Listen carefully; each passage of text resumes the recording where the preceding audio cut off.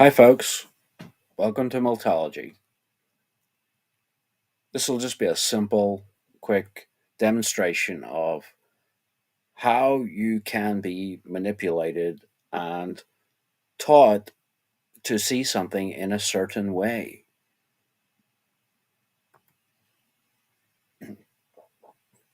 We're all familiar with this poster, I would imagine, from the movie They Live, where the guy has the special sunglasses that he puts on. And when he puts the glasses on, obviously he can see what he's not supposed to be able to see, and that everything is being manipulated. We know that people like to profit, people like to make money from us, and as long as we are submitting and performing, then you get to advance. If you don't perform, then you don't get to advance. If you try to advance by yourself, then yes, you will be quickly told that you cannot do that, and you must be with a group, a certain group, to do that. But Meltology 101. So, this is the study of melted structures, as in brick structures, which have been cooked, melted, roasted, whatever way you want to put it, by a extreme heat event which happened in our not too distant past. We're not sure about the time frames. We don't know when, but we do know that we have evidence to show that it did happen and can, in fact, happen. First slide we'll show is of a what's seemingly a normal wall built with bricks, and then we would assume something happened to this wall after it had been built. We must agree that this was not built this way, this wall. It did not bow like this. Curved bricks are very difficult to find, if not impossible. So something happened with this wall. And obviously, I have put a blue square around what would be considered a normal brick. Still got the flat sides. It's not bent that much, but it's still retaining its shape. But for some reason, on either side of this brick, there is another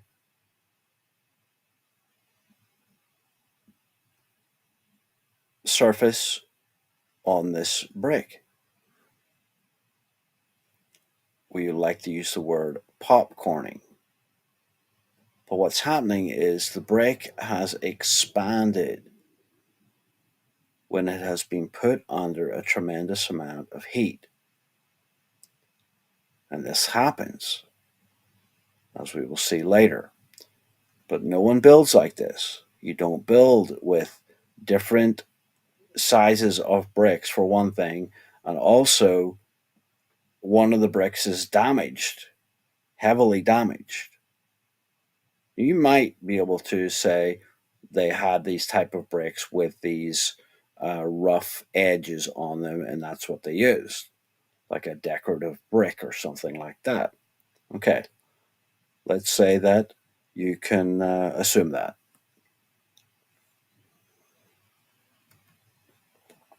This next slide is showing again a damaged brick wall.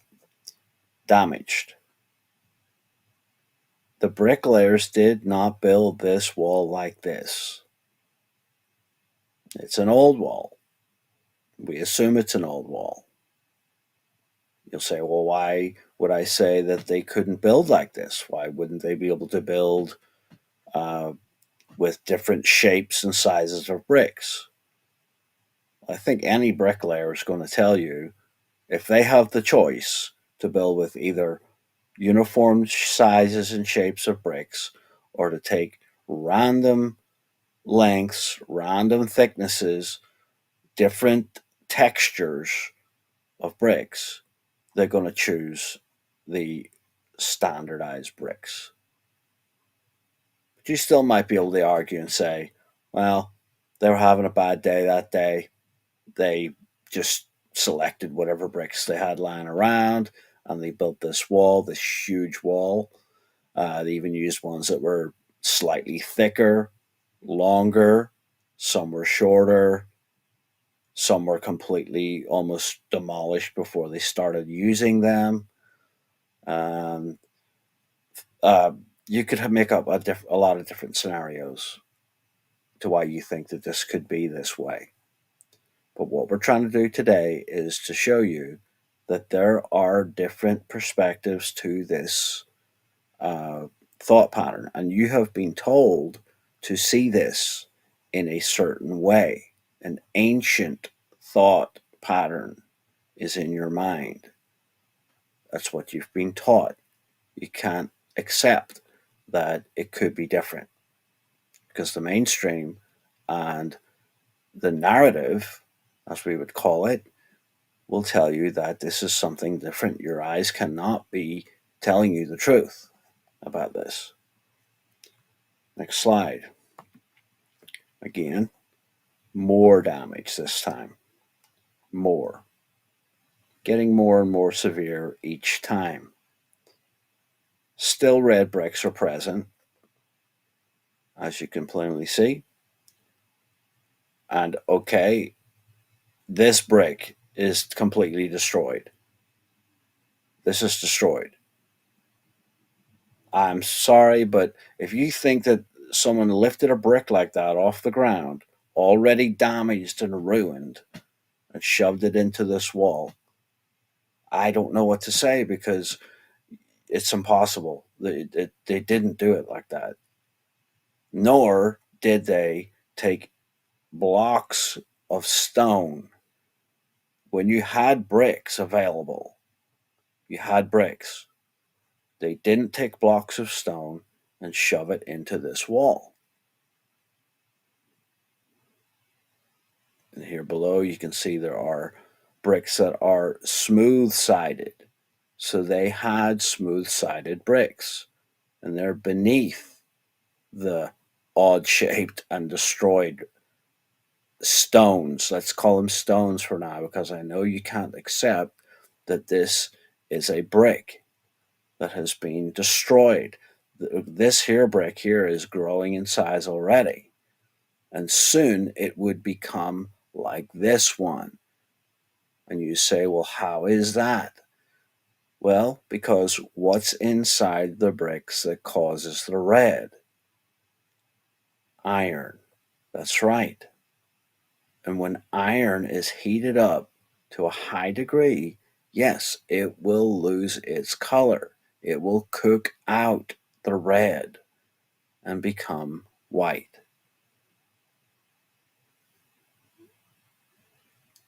And this here block here, it is ridiculous to think that somebody would lift these two misshapen blocks, stones, and shove them into this wall. At least you'd try to find one that's remotely square for a wall. It's a ludicrous story. I know it's difficult to see when you're just starting to look at this stuff, but this was all bricks at one point, and all the bricks were damaged by a heat event, a high temperature heat event, and cooked out the color and made them expand and grow in size.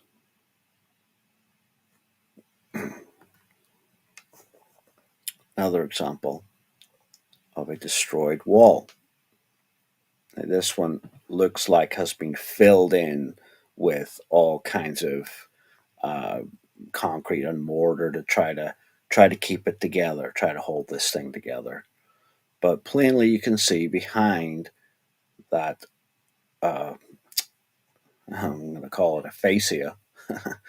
Not a very decorative one, but yeah, this brick here is great. It's in great shape. This one here, great shape. Nice smooth sides.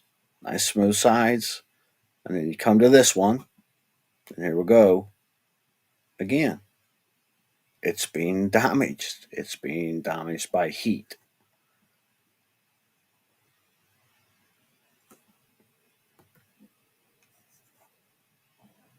Now we'll look at an old, what would be like a inner city or maybe a farm building. Sometimes you'll see them like this with